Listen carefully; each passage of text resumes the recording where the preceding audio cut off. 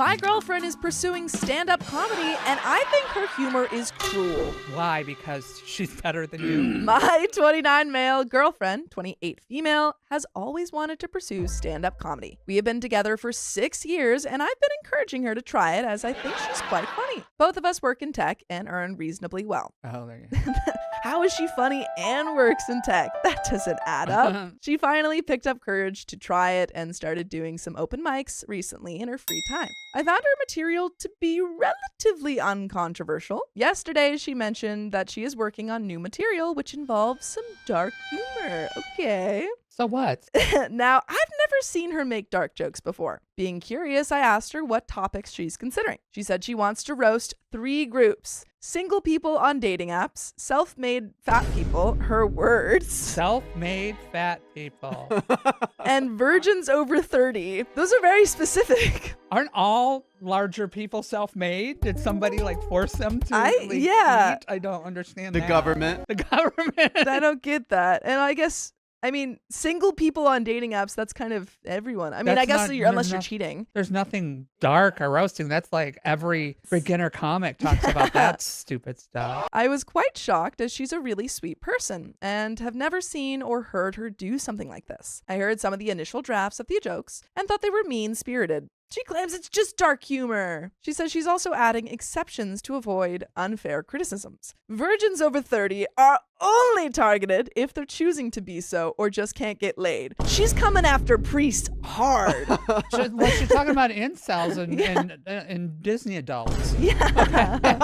What's the problem with that? Ace folks or people with medical barriers are excluded. Fat people only count if they're lazy, her words, not genetic. She'll apologize up front for people with health conditions. Seems like she's gonna do like one of those people are reading like all the it's medical a disclaimer things. in the beginning. You know, it's like the end of a drug ad. Yeah, all You comics. know? All If you're great allergic comics. to fat, or you're allergic to ACE, or you're allergic to, or you have side effects when confronted with an incel, please don't listen to me anymore. Single people are only mocked if they're actively on dating apps. She says they're begging for love and deserve the heat. I told her this is bullying disguised as comedy. She argues she's punching up at people who won't improve themselves and that free speech means no one's safe. Yeah. Oh my God, she sounds like, oh my gosh. It's like a Temu Joe Rogan. Yeah, or something, yeah. you know? She's like, this is the comedy the people want. Not what they need. By the way, this comes from Kobe Bryant. And if you want to submit your own stories, go to the r/OKstorytime subreddit. I'm Sophia. And I'm Tuesday Thomas, and you're not. I'm Riley, and please welcome Tuesday, a comic who has been featured on E!, VH1, MTV, and BBC. She's producer and host of LA's longest-running dark variety show, Freak Show, selling out for almost 5 years. Give it up for Tuesday Thomas. Woo! And And nice to be here. yeah, thank you for joining us. Yeah. Tuesday's going to help us give some advice and read these stories. Yeah, beware. Take my advice at your own peril. OP continues. When I said I'd reconsider our relationship if she pursues this direction, she calls me oversensitive and accused me of stifling her creativity. Our views usually are very aligned, and this is perhaps the first time when we disagree completely on a topic. But you and I would be aligned if you listen to full episodes with stories just like this. Just go to Spotify, Apple Podcasts, or iHeartRadio and search up OK Storytime. There is a little bit left to this story, but do you have any final thoughts? This is just the stupidest thing I've ever heard. Okay, first of all, Yeah. none of that is dark. It's hacky. No, it's just not good. It's Yeah. not good. It's hacky. It's Yeah. not dark. I mean, the performativeness of him to start out with, like, I'm a male feminist. I try to support her BS that he comes up with in the beginning. It's just, if you don't stop this, I support you. But if you don't stop it, I'm going to leave you. Well, just leave her. I honestly, Right? I mean, and like her going, it's my free speech. I mean, technically it is. She can talk about whatever she wants. The market will wash that out. and take exactly. care It of just might not but work. It's not going to work. People are just going to look at her and go, okay, next. Yeah. Yeah. It sounds like a white person problem to me. It's not really an issue. No, I think that honestly, if he were a good boyfriend or a better boyfriend, he would just tell her that these are bad jokes. I feel like he doesn't necessarily, like, I think that maybe that would be a better angle because he doesn't have to stay with her if he's like, this is weird. I think the better angle, I mean, that's a good, that would be a better angle. But to me, the better angle would be, I want to know, did she ask you your opinion that's on the also true. joke? Yeah. Because if she did not, and you're just saying this, that's not really supportive. Yeah. Like, you got to when somebody says, I want your opinion on this, you can give them your exact opinion. But if they're just like, oh, listen to my set. Yeah. I need somebody to hear this. Yeah. She didn't ask for your opinion. Something I thought was interesting is he called it bullying. I think it is. It's both bad jokes and bullying, but I don't know. I think that a lot of comics try to get away with like mean-spirited humor when it's just not also funny. And they're like, no, this is just, you just don't get my humor. And it's also just, it's just bad. Right. Yeah. I agree. You got to punch up. Yeah. And the other thing is, he didn't even give one of the jokes. He just said, she's talking about these people. She's talking about I don't even think she's self-made fat people, which I don't know how any other way that works. I don't think she even gave a Are joke. some of them coming from a factory somewhere? No. I don't know what her joke is. Yeah, so I don't know. I can't judge it because of the joke, but if she's just starting out, everybody talks about dating and people on dating apps. Everybody talks about virgins, everybody, when they start out, they're going for anything you can get. And it feels like OP's just not attracted to bad comics. I think that's he's like, I can't stay with you because you're not good at this. I think it's a lot of it's I can't stay with you because you might be funnier than me and you might get more attention than me. Ooh, that's a good point. Yeah, and in the tech world, the men get more attention than the women, and he might be used to that. I don't know. I'm not there. I mean, that's a good assumption. Yeah. After this, I have some jokes I want to throw at you. No.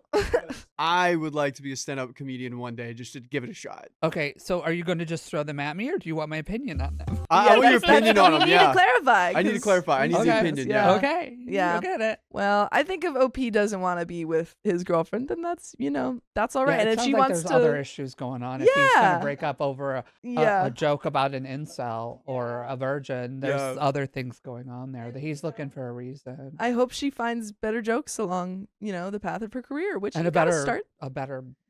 Partner. Yeah. Reddit. Am I the a-hole for drawing this line? Some friends agree with me. Others, including most of my family who really love her, say no topic is off limits in comedy and I'm overreacting. Could this really be harmless fun or is she crossing into cruelty? And comment 1 says, maybe I'm wrong for this, but for me this doesn't seem like dark humor at all, which is what we were saying. Ask her if she thinks the affected parties will laugh about it too. If not, it's not humor, it's bullying. Reply says, when I was diagnosed with cancer, I ate a huge handful of homemade treats a few days later and joked to my coworkers, well, at least it won't be the cookies that unalive me. That's dark humor. Yeah. Reply says, there's an Aussie comedian named Adam Hill. Definitely not known for dark humor except when it comes to his own disability. He has a prosthetic foot. But I once read an article where he spoke about his early career. He was doing some crowd work and had a table of butchers in the audience. He made a joke along the lines of them being butchers because they didn't go to university, a joke at their expense.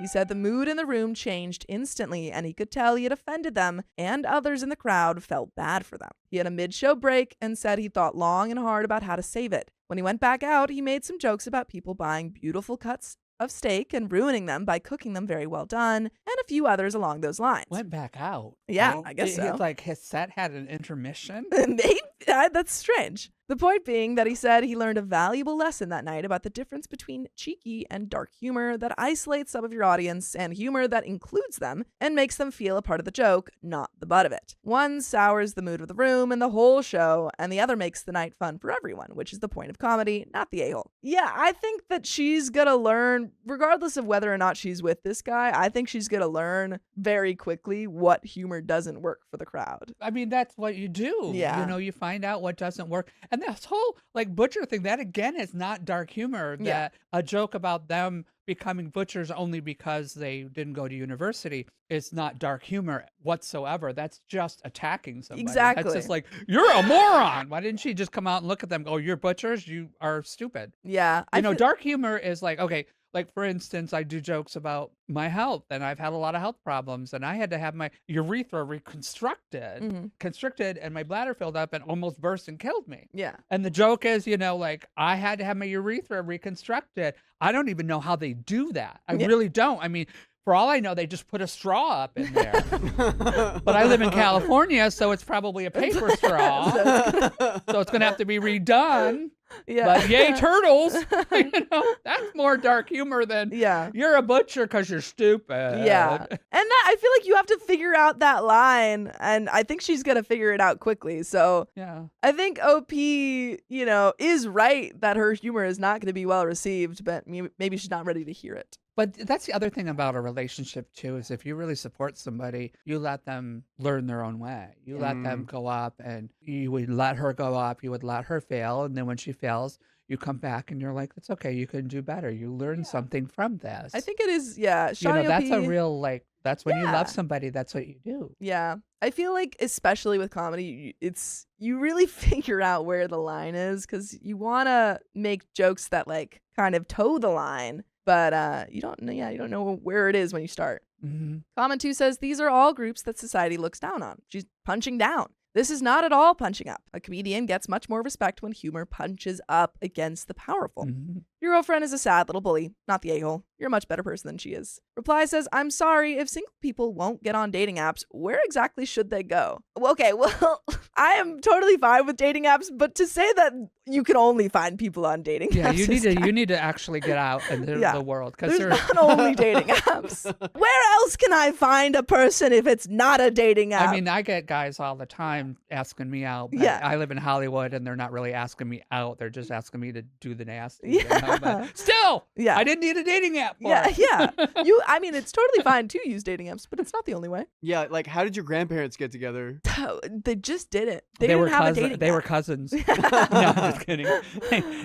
And just because she was sleeping with anyone who will look at her, and she could, doesn't mean everyone should, because all people get their own choice. Wait, okay. That was mean. Did I miss something there? No, this commenter just said, if single people won't get on dating apps, where should they go? Oh. And hey, just because she was willing to sleep with anyone who would look at her, and she could, doesn't mean everyone should. Well, that's a left turn. Whoa. The commenter was like, she's a freaking bully. And also, she's a slut. Yeah. Okay. She's a bully and shouldn't shame people, but I'm going to do her. I'm going to shame her. Because all people get their own choice, and all fat people are self-made. Who do you think is politically and societally fattened? This is a weird comment. Not the a-hole. Her joke topics need work, and if she can't take criticism from a very, very close confidant, wonder what she'll do if a set bombs. Okay, I don't know if she couldn't take the criticism, or she just disagreed with it. That comment was crazy. This is the thing with the internet. It just the Reddit comments astounds me. Yeah. Astounds me how people read into like I didn't get from that post, the original post at all about her not being able to take the criticism, just not accepting it or agreeing with it. And this person has got this whole scenario in their head like, she can't take criticism. She's like, blah, blah, blah. I think a little bit presumptuous of that commenter. A little. More than a little.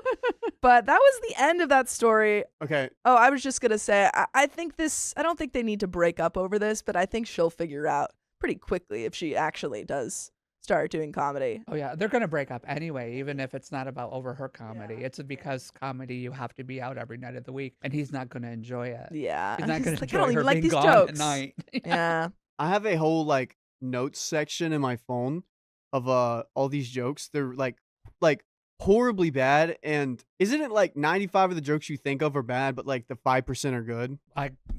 Okay, let's see. Okay, so my favorite one is it was my rock one. Oh, rock meet hard place. My pet rock hates it when I say that. I know. Oh, dang it. It was supposed to be I F my rock, I do bad things to my rock. What? Yeah, you got if that's what you were going for. You need a little more work on that one. Okay. I didn't get that at all. Okay.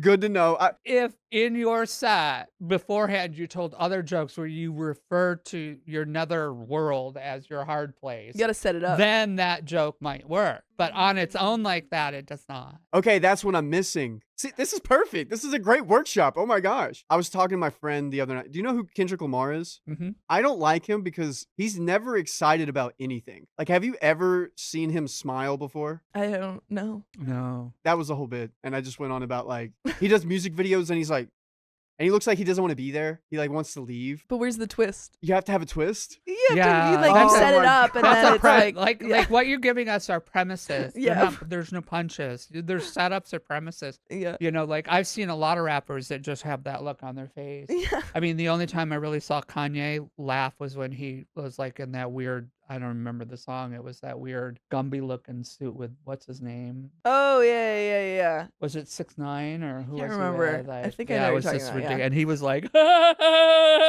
it was like insane laughing. Frightening.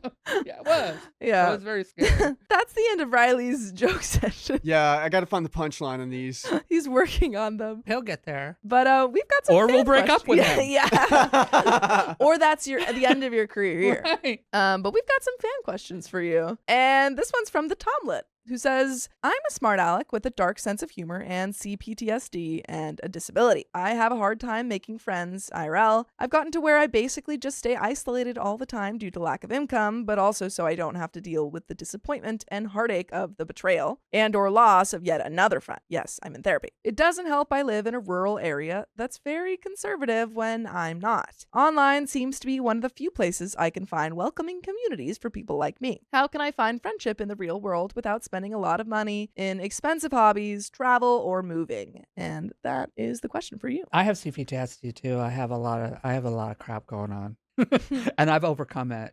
There's a documentary in my life. I'm gonna throw it out there. It's The Trash Goes on Tuesday. It's on Tubi. But I do think that you can't just stay home. Yeah.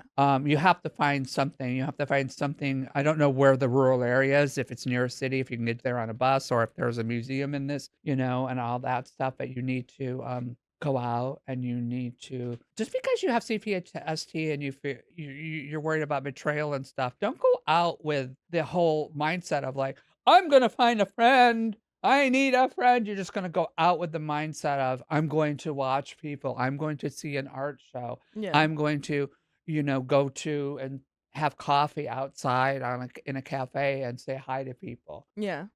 Don't set yourself up for failure, because if you're like, I need a friend and I'm going to go find a friend, that takes time. Yeah. And you're setting yourself up. And when that person does not become the friend that you've envisioned them to be, because they can't, because they are who they are, you're going to be sad, and you're going to go back in that, well, I can't find a friend because I feel betrayed. It's like, well, you are setting up the scenario, so you're going to get betrayed. So It's like the mindset. yeah, it's is that really mindset. important. Yeah, Yeah. and it's hard, especially when you have mental health issues. Absolutely. And just, make fun of yourself. Yeah. You laugh at yourself. Life is short. You don't have to be so serious when you're going out. Yeah. Yeah, don't find yourself between a rock and his nether regions, Just go out There and do we go. stuff. Call back. Yeah, see, there you are, Riley. I'm learning. But we've got another fan question from Robin, who says, I, 44 female, don't have relationships because I don't trust people due to past trauma and social anxiety. What could I do to slowly get back into society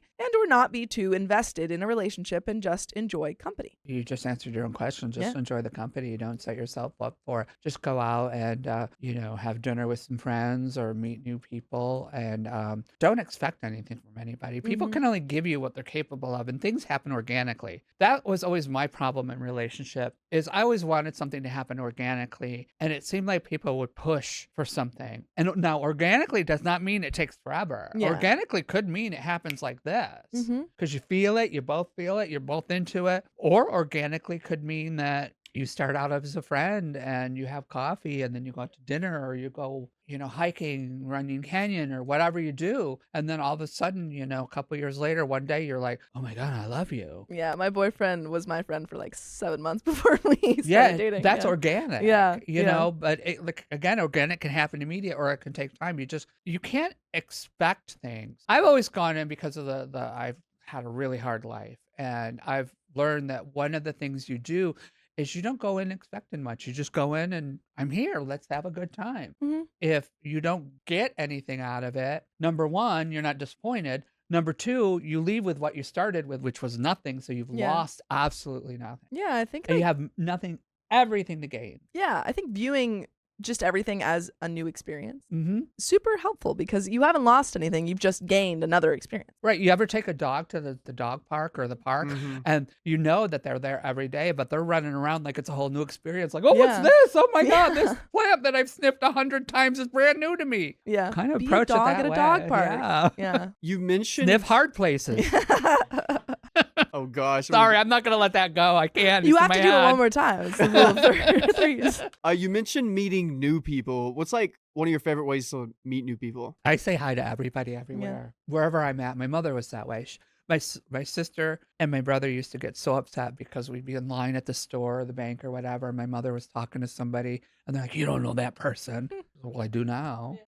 And I inherited that from her. So I'm walking my dog and I'm like, hi, how are you? Mm-hmm. Sometimes people don't say hi to me. Yeah. Sometimes they go, it's all right. They don't need to. Mm-hmm. They're not obligated to me. I mean, I just moved into a new neighborhood and already people are like, oh my God, I've been there 4 months. And I just saw somebody the other day go, I haven't seen you in a while. And I'm thinking, oh, Yeah. it's only been 4 months that Yeah. I've lived there. But that's what you do. That's how you meet new people. And you just talk to the cashier at the grocery store or One of my best friends is a person like works at a bagel shop that I go to all the time, and I met her through just talking to her at the bagel store. Yeah. So, it works. And you never know who one of them, it might just be that every time you walk into the store, everybody knows you. It's like, hi, how are you? Yeah. Or it might be one time somebody said, you know what, I got extra tickets to this and we were talking about this. Would you like to go? You just have to be open to experiences. Yeah. And it has to be real. You can't I think in this day and age, because I don't know if it's because of the internet or it's an instant gratification thing that came, in like the 80s or where it comes from. People are just so, I got to have this right now. It's like, no, do you really? Yeah. You think you do, but you can wait for it. It'll happen. Absolutely. I mean,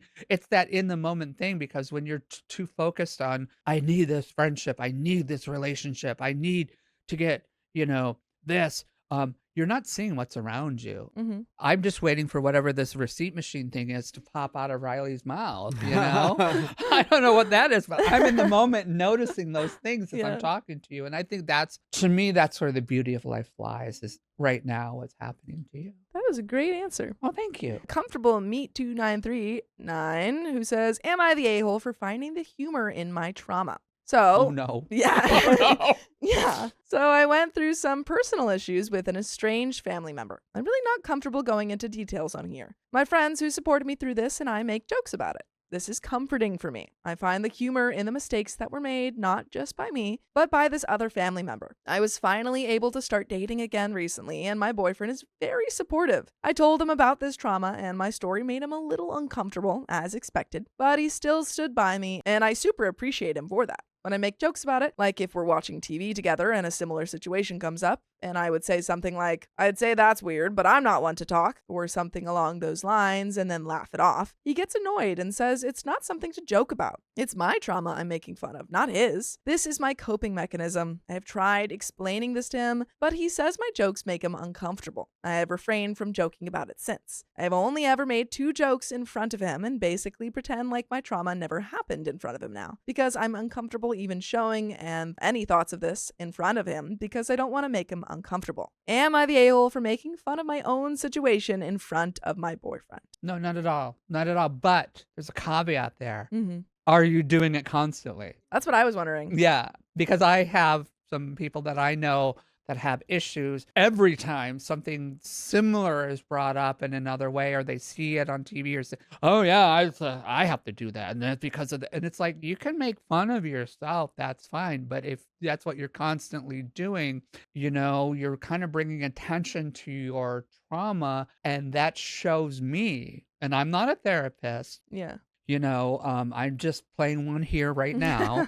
To me, tells me that you haven't really healed from it. Because to make good jokes and laugh about it, you're not doing it constantly. And that is a healthy thing to do. But if you're bringing it up every time, like, okay, so I'm trying to pick something and I can't pick something right now. Like, let's say your trauma was, a father. So every time you see some man on TV that's yelling at their kids and you're like, yeah, well, that wasn't as bad as my dad. You Yeah, know, it's like that's a little awkward. yeah, Yeah. you haven't really healed from it, and you're masking and you're pushing it down. So Yeah. there has to be a medium, Yeah. middle of the road, whatever the words are. But I think it also could be difficult for people who have never been in those situations Mhm. to understand, because obviously that's what your boyfriend is going through. Because to him, it's just a negative experience. Right. Like, he hasn't gone through it, so it's just negative, and he's not dealing with it, so he doesn't Mhm. have he doesn't associate humor with it. So yeah, I think it just can be awkward to hear, and you don't Too really much, know. yeah. I mean, if you just bring it up once in a while and you make, and again, if you make a joke about it, Yeah. these comments are saying, I'm making light of it. I don't hear the joke. So Yeah. I can't really tell, are they really making Yeah. a joke? Going back to my urethra and the straw thing, that's an actual joke made from it. Yeah. You know, like, I had a very abusive relationship, an ex-husband, and it was, I got stalked for years. Yeah. But I'm like, after I divorced him, I found out all these things, he did, he cheated on me. He was into S&M. Mhm. Didn't know any of that. I wish when we were married, he had told me he was in S&M, into S&M, because in retrospect, I would have liked to beat the out of him once in a while. But I'm making a joke of that, Yeah, situation. yeah. That's an actual joke. Thank you, Riley. That's dark humor. I was waiting for it to get to that. That's dark humor right there. But Yeah. that's making a joke Yeah. of it. And as Yeah. opposed to like, yeah, she didn't have it as bad as I had it. Yeah, You know, that's I just like, don't- oh. That's not, that's Yeah. making light of it, but Yeah. it's really joking. Yeah, no. And also, she said, or like this person said, I don't feel comfortable even showing any of these thoughts in front of him because I don't want to make him uncomfortable. I wonder, is he uncomfortable with you ever mentioning anything about your past? Because that is not okay. Like, I feel like as partners, you should be able to talk about some of that, or, a lot of that. Or is he just uncomfortable with the jokes? I feel like there's a difference there. Yeah, there's a difference. And also, it's very funny to me that some of these posts are like, I have a partner that that's very supportive of me, but then I can't do this. I'm like, are they supportive? Not quite supportive. Yeah. I just don't know the Yeah, relationship. yeah, the dynamic there to see if you're, and also there's no way we should always be just because somebody doesn't want to hear something a few times to discount them from, because a lot of times what we'll do is like somebody will be like, it's hard for me to hear. Yeah. And you'll be like, I'll never talk about it again then. Yeah. It's like you're getting defensive over it. Is this person getting defensive? I don't know. But we've got another question from Patch Medicine, who asks, am I the a-hole for telling my transitioning friend she's giving me TMI? And they say, I met Connor freshman year of college. He was another dude in my major, and we had similar interests and a similar sense of humor, so we became friends pretty fast. We were never close enough to room together or anything, but we would get food together usually once a week after a shared class to just talk and hang out. Fast forward to January 2024, and Connor comes out as trans, saying that he would now like to be called Greta and identifies as female. To say I was shocked is an understatement. Greta never seemed to have issues with her birth gender, but I'm not an expert, so I guess I never saw the signs. It was especially strange for me when she started wearing more feminine clothes and makeup. My surprise aside, I'm a whatever floats your boat kind of person. So as long as Greta was happy, that was good enough for me. Of course, Greta and I kept our lunch hanging out habits, but it's gone from us talking about a multitude of different topics, like current events, hobbies, and topics from our major, to just one, her transition. This isn't the problem. Obviously, this is a huge change in her life, and so I kind of expected this. What is the problem, however, is the past few weeks she has started to get very specific and explicit in the spicy side of her transition, sharing extremely intimate details about her spicy habits and events with her partners. Stuff that I frankly don't want to hear from any of my friends. I tried to steer the conversation away from this kind of thing, but Greta would never take the hint. And even if I would say to her the topic is starting to make me uncomfortable, she would respond with a, relax, it's fine, we're friends. Finally, last week, I had enough after she told me in excruciating detail about some oral spicy stuff she had given. I raised my voice and told Greta that sharing that much detail is gross, and I don't want to hear that much from my friends. She flipped out in response, calling me transphobic and stating that we talked about relationships in the past when she was male, and I never had a problem. I agreed we had talked about relationships in the past, but that was in a non-spicy manner, about dates, who we were talking to, or drama. I told her I would be happy to talk about her dating life in that manner. She again called me transphobic and said, "This is a part of me now, and if you can't accept it, we can't be friends." I responded with, "I guess we can't then." Be friends. Yeah, and walked away. My friend group is divided on if I was being unreasonable, so I am here to ask Reddit, am I the a-hole? No. I don't think so either. No, because there's a lot to unpack here. Yeah. A lot to unpack. First of all, this person is, I'm trans. This person is what was 40 some years ago in the dark ages when I transitioned.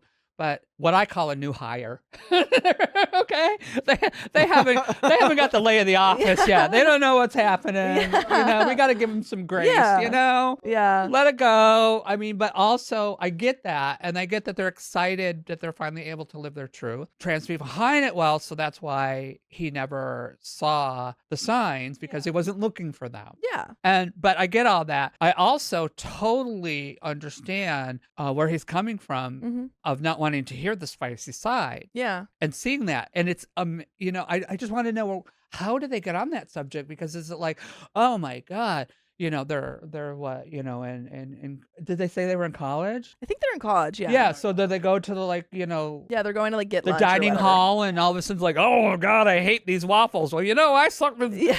how does that come up?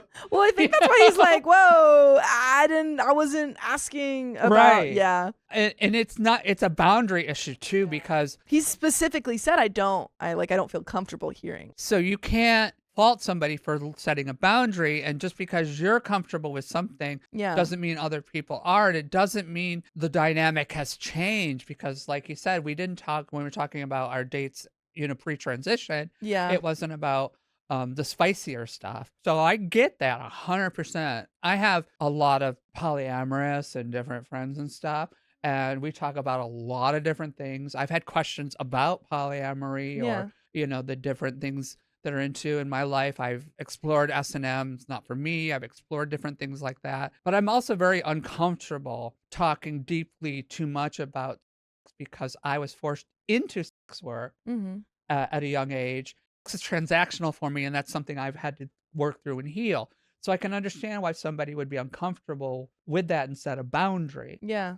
Just because they're your friend, it doesn't mean that you can talk about anything. And just because you're into these new things that are making you happy, Yeah. there's ways to talk about it too. Like Yes. oh my God, I had so much fun on a date the other night. Would you like, it gets a little erotic. Do you want to hear You it? kind of lead, you're like, is it too much? And I'd be like, well, you know what? Tell me. Yeah. But I don't really want to get into the details of it. Yeah.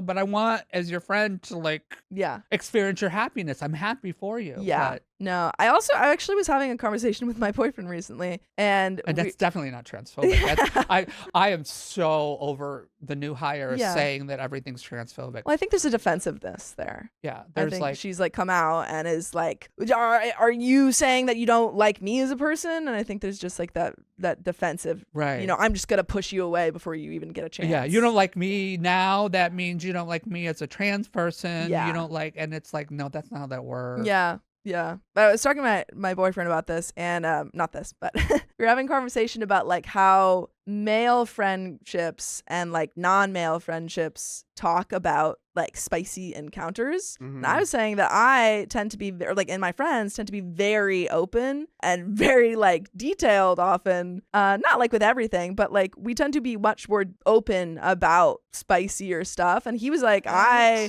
wouldn't say that I do that at all with my male friends. And I think maybe I'm wondering if that was OP's kind of experience. And then when his friend came out, she perhaps has a friend group that is now more open talking about that, and then thinks that just translates. Right. And also when you're coming into somebody exploring a new sexuality, there's probably things like toys and equipment and things that the OP may not have experienced in different, maybe there's different hard places on different people in different areas than he's used to. Yeah. So, yeah. It can be jarring. Yeah. But Wait, no. Let's go.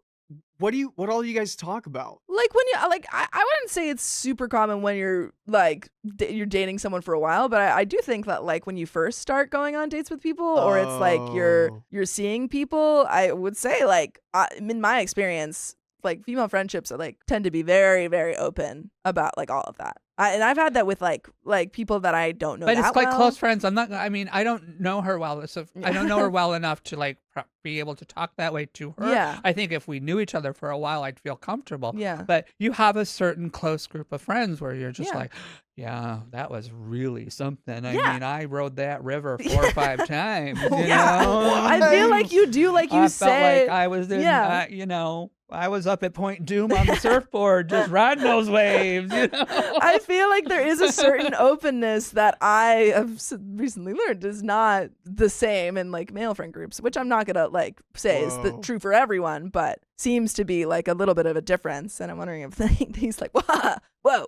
Yeah, and I think the friend group thing between male and female is a little different. I think guys with their close friends might not talk about it a lot, but like if they're in a locker room, they're going to joke about it, which is to them is not really talking about it; it's making jokes. Yeah, I was about to say like the locker girls room aren't. talk. Yeah, the but girls it's aren't not talking locker about it in room. big No. groups. We're talking about it with 2 or 3 of our friends. Again, I was talking the same conversation with my boyfriend. He was like, well, I feel like a lot of men have this connotation of like locker room talk, and you don't want that towards you, so you're not going to talk about it at all. For like non-men, you aren't talking about it in a disrespectful way. Usually it's just like, this is what happened to me, and this is how I felt about it. Right. It's like informative. Yeah, it's What?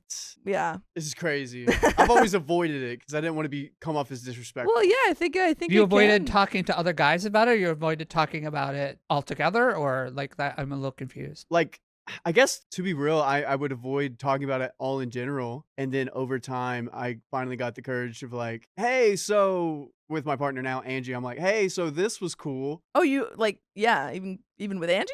Yeah, I wouldn't even talk to her about Yeah. it. That was fun. High five. I don't know you that well, but you did make a comment coming in about how your parents sang at different churches and stuff. Yeah. So that you come from a somewhat of a religious background. Yeah, So that yeah. doesn't surprise me at all because it's very constrictive. It's very, Yeah. the word just went out of my head. But so that I get. You also, I think a lot of times friends of mine say, I broke up with this guy because, he just didn't give me what I wanted. Yeah. Stuff. And I'm like, well, did you tell him what you wanted? Well, no, I didn't do it. Who would do that? Yeah. I'm like, well, how is he going to know? There's got to be communication. Okay. Yeah. I mean, absolutely. if he was psychic, he would have given it to you. Obviously, he's not psychic because he didn't Yeah. give it to you. So Yeah. what are you going to do? Yeah, I do think communication is super important. And I think that's perhaps why there is more communication with like non-male friend groups, because it's like, is this okay? Like, what do you guys like? You're getting like, it's like your little like forum of like, what do we all think about this? That's good to know. But we've got another story, I think. Stories. I ran away from home and I would never apologize about it. About it. Okay, girl, you go. You keep You going. go. Keep You be running. proud of yourself. When I, 23 male, was 16, I ran away from home and my parents and sister. There was a lot going on at home and it wasn't a healthy environment. My sister had mental health issues since she was young and her behavior was worsening and police involvement was increasing. By the way, this comes from 9 months ago, running on 00424. And if you want to submit your own stories, go to the r/OKstorytime subreddit. And we're here to give good advice youthfully, but we don't have all the answers. We only know what we do. So let us know what you would do in the comments. And Tuesday here is going to help us read some stories. So the person ran away Yes. and they're not sorry about it because, well, I don't understand where the problem is. We haven't, yeah. Well, we'll see. Oh, okay. She's 3 years younger than me, so I was expected to deal with it in a more adult-like way. I wasn't supposed to have a hard time with it. I wasn't supposed to get upset or fear for my safety around her. I was a boy, older and taller than her. She was a girl, younger and shorter than me. It was meant to be okay. My parents never wanted to hear I wasn't okay. Neither did grandparents, aunts, uncles, or other family. My breaking point was my sister hurting my hand with a sharp object. It wasn't the first time. My parents were mad that I didn't leap for the object the second I saw her with it, and they were so busy fussing over her, calling her care team, and trying to talk her down. And I was standing there bleeding, and they didn't even care. Oh my goodness. So I left in the middle of the night. I didn't leave a note or take anything with me except 2 changes of clothes that I'd bought myself. I was homeless for almost 2 years. I didn't finish high school. I didn't reach out to anyone in my family. I never intended to reach back out again. I was pissed at them and I was hurt, but I never planned to reach out because nobody had cared. I did all the stuff you're meant to do. I spoke up, I confided in people, I got in touch with other family, and teachers, and nobody wanted to help me. I made a pretty good life for myself. I still have a lot to figure out, but I'm happier than I was back at home. It being years later helps a ton too. A couple of months ago, I found out through social media that my parents had started to ask where I was, and if anyone had seen me or knew where I was. It started not too long before I found it. I looked, and there were no signs they'd done anything before to look. That told me a lot. But they were getting more attention for it, and it made me reach out to tell them I was okay. I told them to leave me alone. But of course they didn't, and I wanted to block them, but they wanted to go public again. We talked a little since. By the way, you can listen to full episodes with stories just like this. Just go to Spotify, Apple Podcasts, or iHeartRadio and search up OK Storytime. Or I'll finish the question.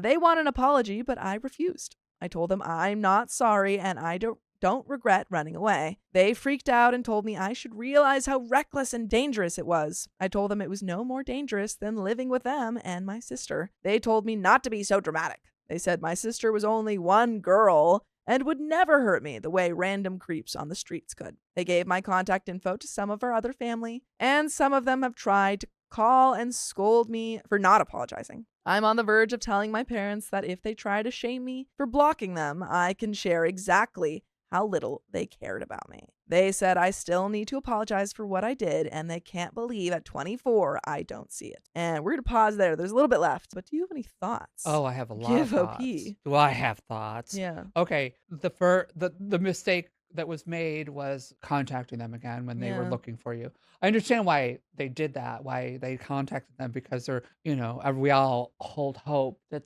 somebody who is supposed to care about us actually does and maybe Yeah. contrite and sorry for what they did or what happened. So, you can take that sign of, I heard on social media or wherever it was that my parents were looking for me and they just want to know if I'm okay. You kind of feel that. At this point, you're just feeding into the troll. Yeah. Every time you say something, they're going to come back at you, and they're blackmailing you, emotionally. They're making you worried that they're going to say horrible things about you to other people.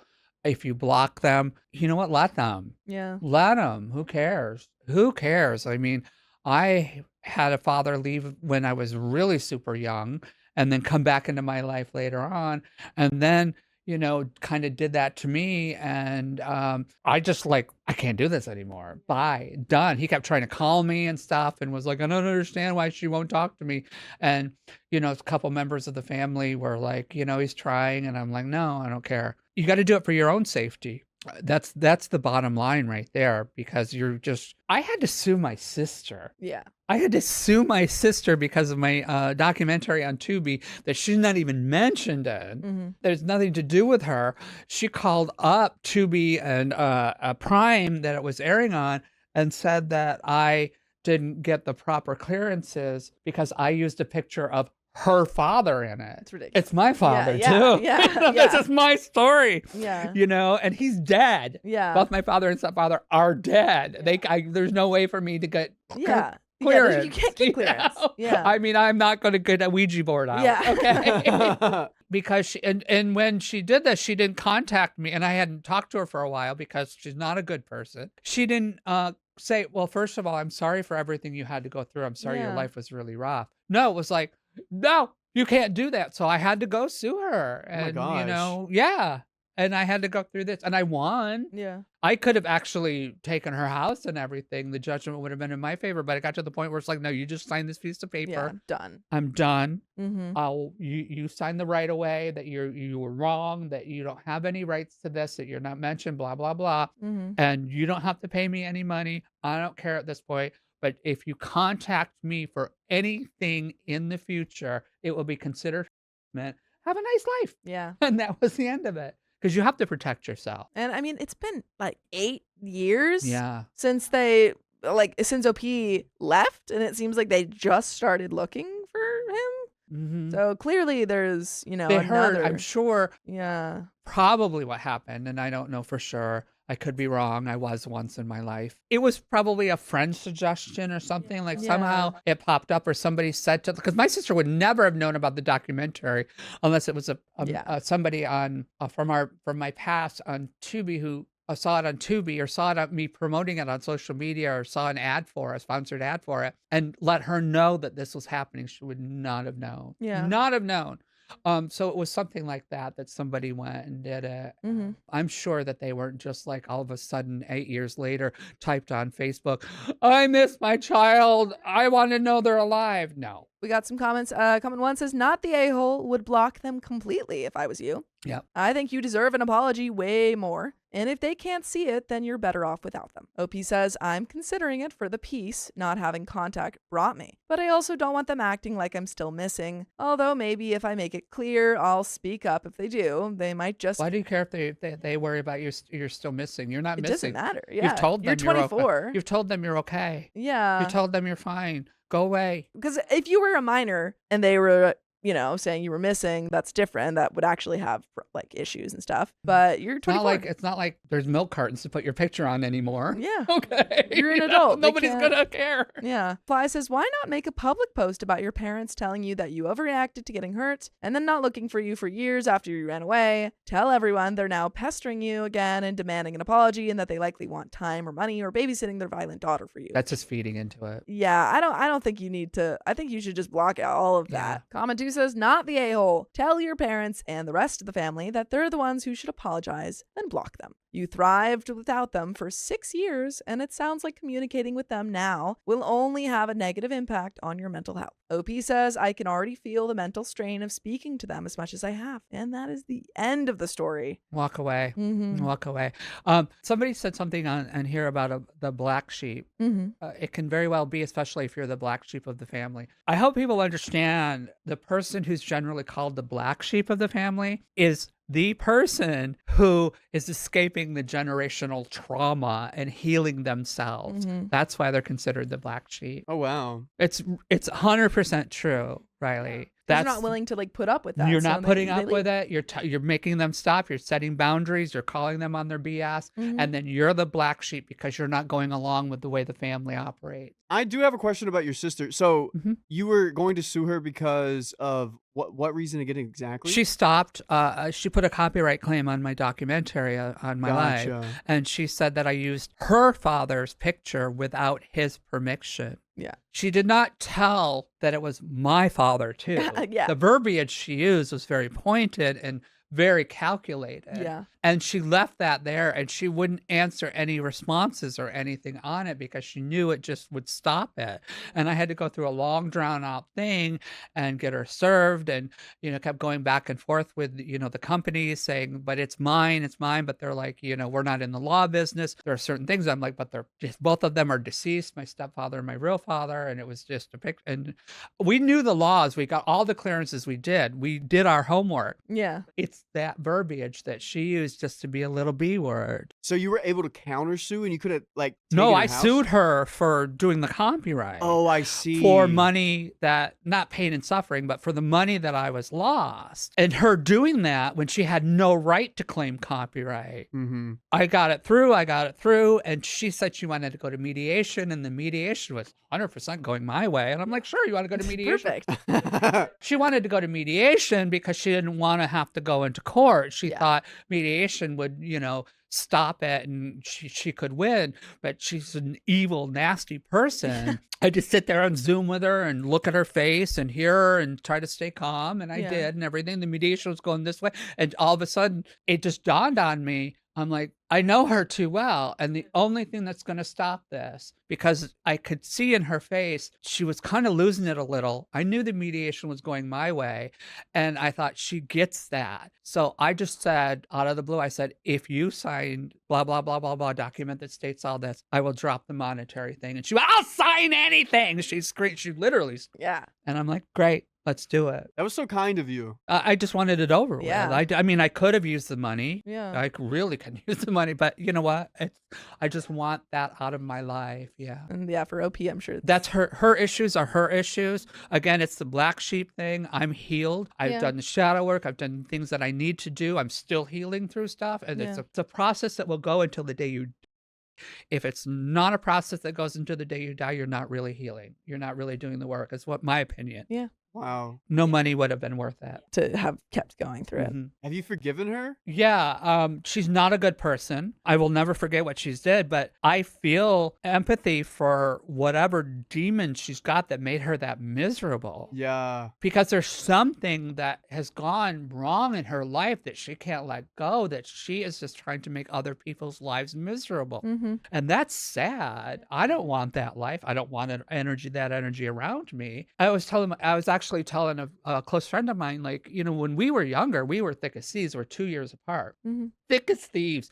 When we would get sick at the same time, you know, because we were so close. And we had rooms next to each other. And during our fevers, you know how you talk during your fever. Yeah. I would say nonsense and she would answer back in gibberish. You know, Yeah. I mean, that's how in tune we were. Yeah. We would get up way early on Christmas and sneak up and look through our stockings and put everything back in the right way so my mother never noticed. We would go into her closet. We would find the presents. We would unwrap them and wrap them back up. She never knew. That's Oh, wow. we were so close. And I sometimes, you know, during the holidays, I was telling a friend, I'm like, you know, I think of that, but, you know, I just mourn for, and I do not know who this person is right now. They're a stranger to me. Yeah. That person is gone. I mourn them and I've moved on. That's beautiful that you're able to like go through that. And I mean, it's definitely made you a stronger person. I think so. I think it's made me more aware of other people's pain. Mhm. Other people made me better to, like I said, when I walk down the street and I say hi to somebody and they don't respond to me, it's like, well, they're not feeling it today. It's okay. I don't take things so personally anymore because that's a them issue. Mhm. You know, I know that I'm trying to treat people well. I'm trying to do the best I can. I'm trying to help those less fortunate. I'm trying, you know, all the things. I'm not going to take it offensive when, you know, when an Uber driver starts screaming at me for some reason. That's like, I don't know what he just went through. Mm-hmm. That's him. I'll never see him again. I'll just go on there and say, please don't hook me up with that person. And I move on. I'm not going to hold on to this. Yeah. Because I actually went through a lot of illness too, because I held on to a lot of stuff and it makes you ill. Oh, wow. Yeah. Stress makes you really ill. So you have to like let it go. Wow. Oh, I'm an open book. That's her brother. He has, Yeah, he does everyone everything. he has no secrets. He's very honest. Awesome. We got one more story for you. I conquered my anxiety and told my neighbor to shut up. Yes. I live in a block of flats, and this endless lockdown in the UK hasn't been easy. But when it started, I was filled with joy at a sudden realization. The flat below me is a holiday flat. No one will be staying there. Blissful silence. Holiday flat. I guess just a place that is only rented out for like an Airbnb kind of. It's a European thing. Yeah. I got the flat from England, but I wasn't that. Wrong. The flat is to this day still being used. Bummer. I'm still dubious if it's being used in keeping with lockdown restrictions, but anyway. By the way, this comes from Sir Tea Leaf, and if you want to submit your own stories, go to the r/OKstorytime subreddit. Noise carries from the flat, big time, but I can forgive that. Nothing those staying there can do about that. But I'm a very light sleeper at the best of times. For months, we've had a family with a crying baby staying there, and my sleeping pattern is effed. But I can't complain about that. A child is a child, and can't be blamed for crying even with the best parenting in the world. At least it tended to shut up by midnight. Then came the new guy. A man so loud at 2 a.m. in the morning you'd think his max volume played through speakers. Group Zoom calls were happening right next to you. What's worse is someone in the call, I swear, spends all their time with their mic pointing at a cutlery drawer they're constantly rearranging, while the guy staying there shouts, screams, and claps like he's in an esports stadium. I had patience for the crying child, for it could not help its sleep-ruining screeching. But not this. It's been over a year of lockdown, and I just couldn't take it anymore. I mean, I'm impressed that you took it for a year. So I finally did it. I went down late at night and told him to shut up. Against all my screaming social anxiety problems, I got him to be quiet. Fair play to the guy. He was very polite and apologetic. My heart was pounding afterwards, and I still got a bad night's sleep because I was so gosh darn filled with adrenaline at telling someone to shush. It drives me crazy that I get so worked up over such a simple social interaction, but I feel like I made big progress last night. I need to keep chasing that and not be afraid to speak. And there is an edit, but do you have any thoughts for OP? I suffer from anxiety and PTSD and stuff, but I think it's really important that you do speak up and you do stand up if it's starting affecting your health, which is, you know, you need sleep for good health. There's certain things though that like you have to take into consideration, like everybody's schedules are a little different. Was some of that, what is late at night? Yeah. You know, is it really late at night or is it late at night to you? It's kind of like the people driving down the 405 that are in the far left lane going 35 because it's like, well, that's fast to me and I'm in the fast lane, you know? Like, why are you there? So you have to take some of those things into consideration, but it's really important that you do stand up. A roommate who had his girlfriend over during lockdown a lot, and it annoyed me, and I didn't say anything. I finally did say something like, you know, more than 3 nights a week, she's going to have to pay rent. Yeah. Okay. But they would just do the beast with two backs constantly, which is like, that's fine. I'm not against that. One of the things they were into was like, he would tickle her and tickle her and tickle her, and she would scream and scream. And this is coming at 3 a.m. Oh, no. And finally, one day I'm like, stop that screaming. And he's like, nobody's screaming. She's just laughing. I'm like, look, I know you're into some kind of weird tickle torture. Yeah. I'm not judging you on that, but you're keeping me up. Those are screams. It's kind of, you know, when you get a little kid and they keep tickling It's them loud. until, it's like, you know, if that's how you get your rocks off, I tickle torture by all means. I'm all for everybody to, like, you know, dump a load. But do it at 3 p.m., not 3 a.m. It's starting to affect me. Yeah. Yeah. We've got an edit from OP. This is for a bit of extra information based on some comments I've seen. I did try a note posted on his door at first a few days before. That's what I was wondering. I was going to say, did you try anything else? Yeah. I hope that would work, as then I'd never have to show my face to them. But this did nothing. It's possible they didn't see it. And as for they saw it. I think they saw it. It was locked down. They saw it. And as for our interaction, I didn't yell, like, heck, do I have the balls for that? Just explained in a broken voice that it's a residential building and his voice carries a lot, and that he needs to try and shut up after 11 p.m. I think OP is just like, could you please shut up? Shut up is a really aggressive word. Yeah. Like, so, I mean, I don't know if using that word that is like, I mean, she didn't actually say it, but if you did say it, that's aggressive. But it's like, hey, I don't think you realize how your voice carries. Because I've actually had to have that conversation with people in different situations. It's like, it's a weird acoustic here because your voice is carrying through there. You don't necessarily think it's loud, but it bounces off this wall and stuff. Because I have sensitive ears, and I'm like, you don't realize it. But I would never say, you don't realize that, you know, how loud you are. So shut up. Yeah. That's messed up. A little aggressive. Also, again, as others have mentioned, I'm British, and so was this guy. Apologies were flying in both directions, but it still got my heart racing all night long. By the way, you can listen to full episodes with stories just like this to get your heart racing. Just go to Spotify, Apple Podcasts, or iHeartRadio. Just search up Storytime. And there is a final update, so we'll read that real quick. It's 11:30 p.m. and all is quiet on the Western Front. Mission successful. Good night, Reddit. Yeah, there we go. Nice. So he succeeded. Yeah. Well, you do have to go out of your comfort zone. You do have to attempt to talk. We live in a society. We live in a community. Unless you live out in the middle of nowhere in the country, which I would never do because that's the scariest place on earth to me. I mean, I love the city. Yeah. Suburbs are boring. The country is just frightening as all to me because that's where people who wear your skin as a dress live. Oh my gosh. It's really, well, yeah, because nobody's going to hear you scream if they grab you because the houses are so far apart. That's Riley's hometown. Yeah, that's where I live. Where? North Carolina. Oh, yeah. Well, my mother lives in a small town in upstate New York, and it's like that. And I'm just like, it's too quiet at night. I can't hear. I remember staying at her house once and like I'm a lucid dreamer, had a horrible dream about coming for me. Yeah. And I could hear the clip clop of the of the you know the skeleton feet on the cement just getting louder and louder coming at me, and I'm just like can't get out of this dream, and all of a sudden I woke up on a sweat and and then I realized there's a freaking Amish horse and buggy coming down the road, and it's the horse clip clopping on that road. And I'm like, I can't live here. I gotta go. I gotta go because somebody's gonna, like, one of these people that they're gonna. I'm not saying violence doesn't happen in the city. Yeah, you can get and kidnapped in the city, but at least there's going to be somebody close by to videotape it, and you'll have a nice world star hip hop video for your funeral. You know, Yeah. you'll be remembered on the Yeah. internet, but Yeah. not in the country. That is true. That's why I don't watch scary movies. It all becomes too real out in the woods. Yes, it really does. I mean, I remember I was brought up in upstate New York, and I remember, like, you know, being a teenager and going out and partying and stuff into the woods and stuff, and coming.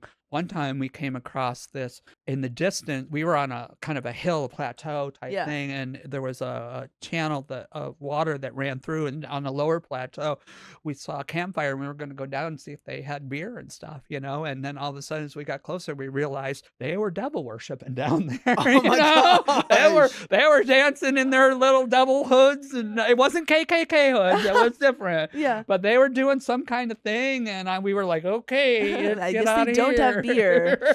I'll head out. They might have beer, but I don't want it. Yeah. Definitely got Kool-Aid. Yeah. That's terrifying. Ooh. But that's the end of that story. Where'd you get your name from? Like, why Tuesday? To be honest with you, there was a couple things. When I was younger, my mother loved the actress Tuesday Weld. And then when I started, there was an actress that was pretty much the first, I don't want to say Kardashian. She was the first one to like do a brand, and it didn't work for her, but she did a movies, book, and record all at once. And her name was Tuesday Night, Knight. It just was like, yeah, I'm Tuesday. That's me. Beautiful. People, and I love it because people are like, oh, were you born on Tuesday? I'm like, no, Thursday. And I just walk away. But I think that's that's everything. Where can we find you, get in contact? You can find me at Mama, MOMMA, Warned Me on Instagram, Tranma, TRANMA on TikTok. I've got The Trash Goes On Tuesday, which is on Tubi. Please watch that documentary. And there's also Comedy Dynamics has a special Tuesday's Trash. And then I'm going to be doing a show. I have a show every second Saturday of the month called Altered Reality, a comedy show because life sucks. You need to laugh. And then for Hollywood Fringe, I'm in Hollywood Fringe for a solo show. It's called a Confessions of a Groupie, or I Jim Morrison the night he died, but you can't pin it on me, coppers. Where I play an 80-year-old woman who's telling her tales of all these rock stars and things, and I sing. I don't sing well, but I sing. She wants to be relevant, so it's pop songs of today tied in with the stories of old, and that'll be at the Hudson Theaters in June. Awesome. Thank you so much. Thank you guys. This was a Yeah, thank you lot for of joining us. fun. I'm glad you liked it. Glad. Oh, I Yeah. did. I Yay. had so much fun. Okay, I'm so glad. Thank you for joining us. Cool. And I'll walk you out. Bye. Hey, don't leave yet. We've got some stories that we think you'll enjoy, so stay tuned for the next one. I want to leave my wife, but she just gave birth to our son. The bad timing. Become a deadbeat dad. Do it right now. I dare you. My 34 male wife, 32 female, and I have been married for 7 years. She admitted to me that she had multiple affairs over the last 4 years of our marriage. Oh, no. Well, maybe it's a better time than I thought. Her last affair ended a year ago. She begged for us to go to therapy to work on our marriage, but I refused to go. By the way, this comes from Velvet Chartreuse, and if you want to submit your own stories, go to the r/OKstorytime subreddit. During this time, I had moved out of the house. Occasionally, I would go back to take care of the house and animals, and she would constantly try to manipulate me into coming back. I had every intention of getting a divorce, but the process is slow. I hated the betrayal I felt, but I also missed my wife during the separation. One thing led to another. We had spicy sleep, and wouldn't you know, she got pregnant. That is the order of operations for getting pregnant. That's how it happens. Oh boy. Well, shortly after the news came out, I had to leave for work about 12 hours away from her. She would call to give me updates about the pregnancy and talk about our marriage. We were separated for a majority of her pregnancy. I told her that I still wanted a divorce, but I would consider reconciling after the baby was born. After several months away from her, I came to the realization that I could not trust her nor forgive her for the infidelity. I feel like the last 7 years of my life have been a lie. That's tough. Pretty hard to come back from that. While I was away from her, I met someone and a relationship blossomed between us. So I truly feel like I love this woman. She has been made aware that I am still married and that I have a baby on the way, My wife is not aware of my new girlfriend. Fast forward to a month ago. I had to go home for the birth of our baby boy. My wife has been pressuring me to reconcile, but I told her that I plan to divorce her again. After the birth of our baby boy, she has been blaming me for ruining our family because I don't want to stay with her and try to fix our marriage. I think you might have ruined the family when you had multiple affairs over 4 years. You should go give family applications to all the men you cheated on me with and see if they're down to maybe, to step in. Like this idea. I want to have a co-parenting relationship with my wife, but she is acting very erratic while I'm still here for our son. Am I the a-hole for wanting to leave my wife? Any advice on how to deal with this is appreciated. And a quick edit. Thank you for all the mixed reviews. It was expected. I will be talking to a lawyer and will update once I have a chance to talk to one. Appreciate the sound advice as well. We have some relevant comments and an update coming up on the horizon. But ladies and gentlemen, before we get into that, I have to talk to my esteemed co-host and handsome man, Dakota the Man Payne. He says I'm pretty. Dakota, is OP the a-hole for wanting to leave the mother of his newborn child? No, but you are for having hooked up with her. What are you doing? That's so messy. You knew what you were doing. You had to have known what you were doing. I know you missed your wife, you're separated, and blah, blah, blah, blah, blah, but I do feel for him. It's like he's just found out this last 7 years were, kind of a toss. And he's probably feeling lonely and all these things. And while I understand, it was definitely not the move. Oof, start with the paternity test, though. Yes. I don't know if he's yours. Yeah. It could be. It could be and be great, right? Yeah. Or horrible. I don't know. Whichever. That's up to y'all to feel. But prioritize the life of the child moving forward. We got some relevant comments and an update. Bep DHC says, info, are you sure this baby's yours? OP says, the baby's mine. Okay. We don't know what that means, but okay. Extra Camera 3685 says, get a paternity test to ensure, see a lawyer, take your time with someone who is involved with a married man, expecting a baby and is okay with it. That's probably also good advice. Jatario says, everyone sucks here. Your wife sucks for cheating on you repeatedly for 4 years. That's a serious betrayal, and it's understandable that you'd feel like the entire marriage was a lie. But you're not innocent in this either. Here we go. You were emotionally and physically indecisive for months, which gave her mixed signals. You told her you wanted a divorce but kept showing up, had unprotected spicy sleep, resulting in a baby, and continued. I think, honestly, yes, sleeping together was a mistake. Not using protection, to me, that was the, real... it's kind of like a one eye open situation. The ultimate oopsie. The ultimate oopsie, dude. And continued entertaining her hopes of reconciliation even while emotionally checking out. You even said you'd consider reconciling after the baby was born. That's a huge breadcrumb to someone already trying to save a relationship. Then, instead of clarifying things, you started a new relationship while still married, didn't tell your wife about it, and are still hiding it from her now that the baby is born.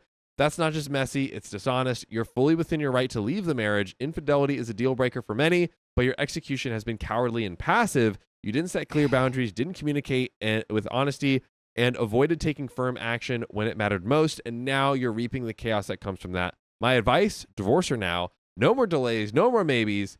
Tell her about your new relationship, not to rub it in, but because she deserves clarity. She's parenting with you and should understand the new dynamic.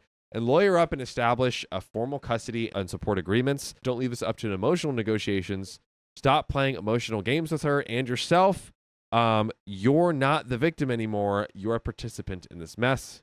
They just keep going. Get therapy, not for reconciliation, but for you to process the betrayal, learn better communication boundaries, and avoid repeating this kind of a mess in the future. You're not the a-hole for wanting to leave, but you are the a-hole for how you handled it.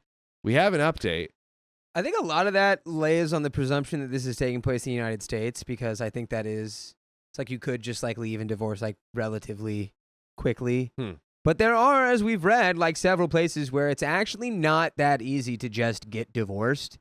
There's a whole process that goes through it where you have to still live with somebody for a certain amount of time, or live away from somebody for a certain amount of time, and then it can officially go through like after a period of separation. Yeah. So that's totally relative. But I do think the rest of that was pretty juiced. Like it was pretty. Yeah, you should be like, hey, I'm actually like with someone else. We have an update. Here we go. Woo! Thank you to all those who did not think I was the a-hole here. It's been a tough 2 years. Here's how it went down. I took a paternity test, okay? And my son is confirmed to be mine. Okay. We have the actual test. right. There we go. Okay. I have filed for the divorce, but the state in which I live is very conservative and has a waiting period before it can be finalized. To Dakota's point from earlier, the divorce was filed as uncontested, and I will be paying child support while also staying in his life. I am selling her house, and she is moving to a state close by where my son will only be a couple of hours away. This option also makes her closer to family. Custody arrangements will be updated once she has moved. This has been hard emotionally because she has blamed me for ruining our chance as a family and our son's future. It feels manipulative since I no longer want to be with her and I've taken care of her our entire marriage. I would agree. My wife still does not know about my girlfriend at the request of my girlfriend. As much as I want to integrate my girlfriend, this will take time to do, and I also felt like my wife doesn't have to know about her until everything is settled and the divorce is finalized. It's been difficult for me being away from my son, but I do get to see him every day. Okay. I was there for his birth and 3 weeks afterwards. I will be taking time to leave again to spend more time with my son, take care of the house, the divorce, and to help her and my son get moved. I'm glad this marriage is ending, and while it's tough right now with my son, the mutual goal is to have a co-parenting relationship. Despite the things my wife has said and her wanting to continue the marriage, I feel my son will be better off knowing what an actual loving relationship is. I do agree.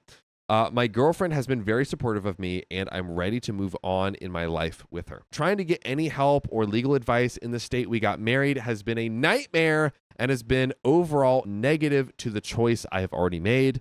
The marriage is gone, but I will be in my son's life. I do not agree with the empty values there.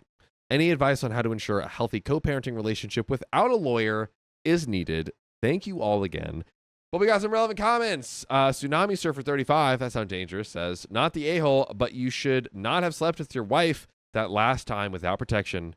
This made everything more complicated by giving her leverage. Dude, that was a comment from Captain Hindsight right there. Captain Hindsight. Yeah. Spirited Dad 6144 says, why would you have a kid knowing she was an a-hole and that you weren't sure you were fitting back together?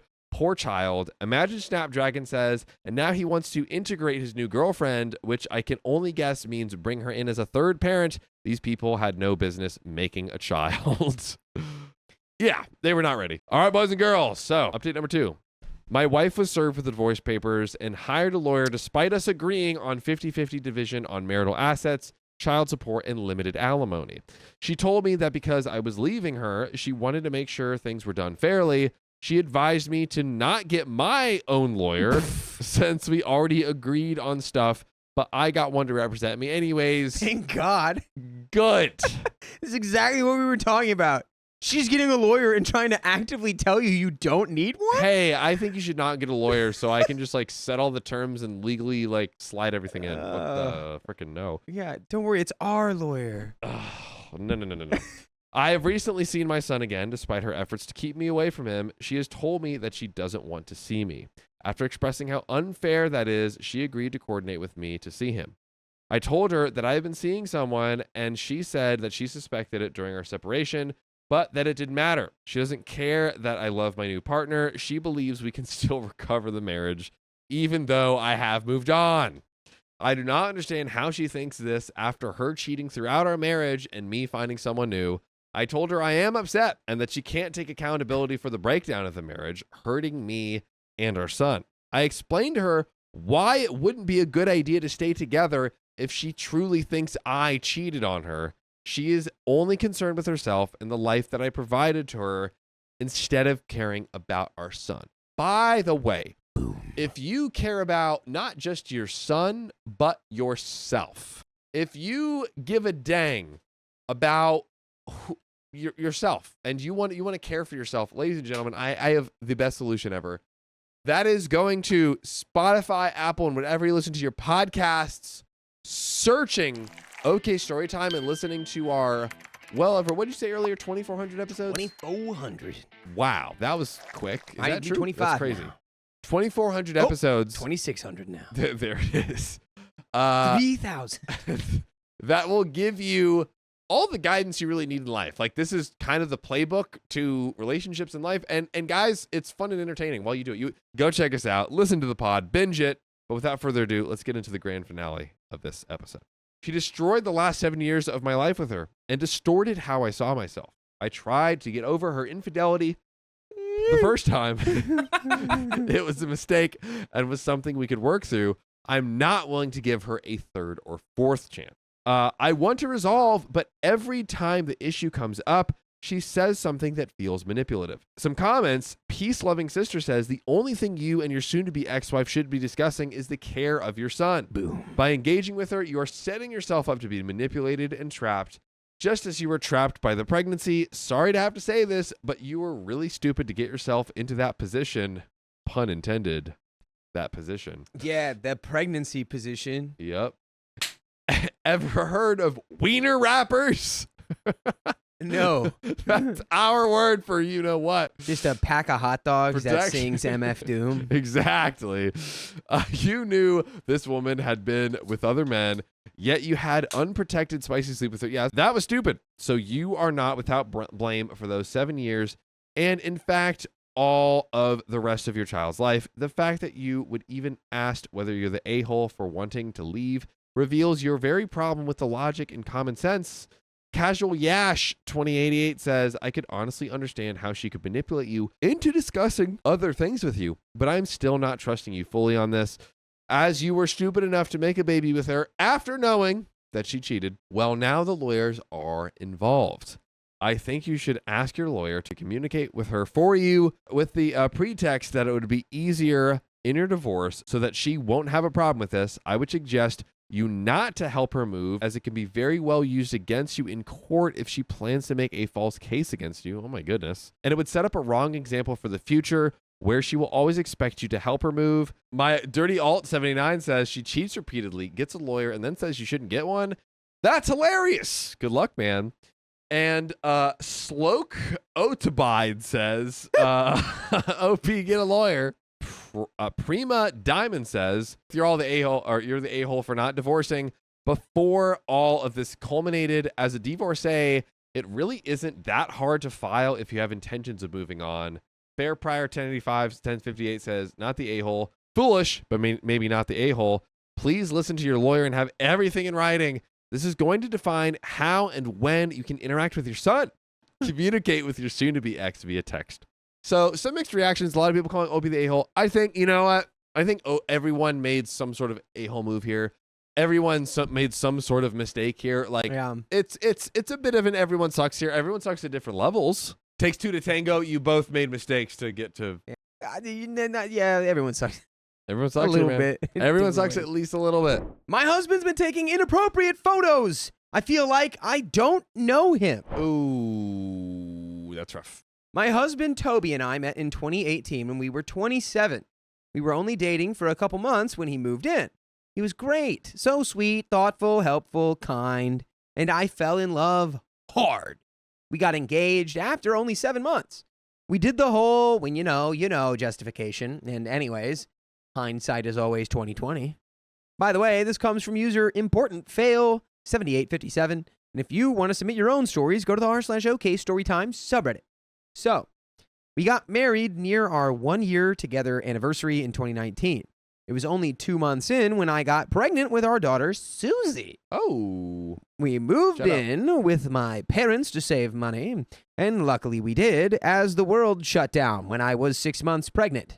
I had to have a C-section, and this is important for later, due to that time in history. When I was on maternity leave, Toby was also off work. We spent the entire first year of Susie's life off together every day. When she was about 6 months old, we moved into the townhouse I'm still in. That's when the bickering started. Little things would set him off, and I started walking on eggshells.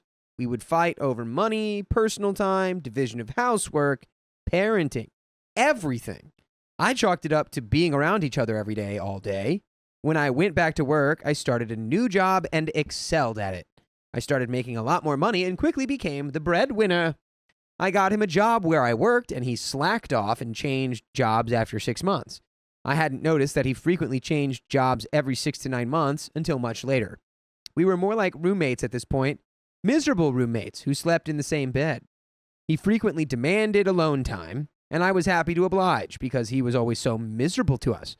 It gave my daughter and me time to be able to be ourselves. We, by a miracle, because it was only once in 5 months, got pregnant with my son Frank in early 2022. Oh, wow.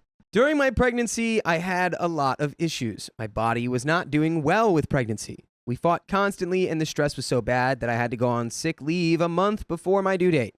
It was at the point that I could barely sit, had a hard time standing, could hardly walk, and laying down was agony. He was more helpful than before, but he would frequently guilt trip me and make me feel like I owed him and should worship him for doing everything for me. I had my second C-section at the beginning of 2023. 10 days after I had Frank, Toby was yelling at me. I have a recording that I no longer have an excuse because I'm no longer pregnant and I need to get off of my booty and contribute to the house to clean, cook, and do laundry. I started recording all of his tangents because he would gaslight me that he didn't say that. I didn't hear him right, and I'm crazy. Oh, God. Gross. Yep. Money was tight while I was on maternity leave. He had switched jobs and worked from home, constantly telling me I was lazy because I wouldn't do anything but take care of Frank and Susie.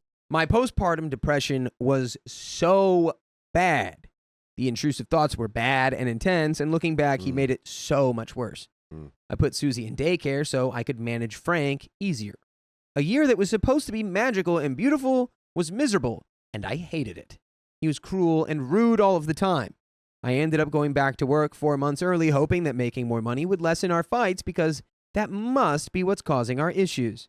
ICU, it's not. Why is it that Call one? line, ICU, he's mad that you make all so much money. There we go. He is so mad that you make the money.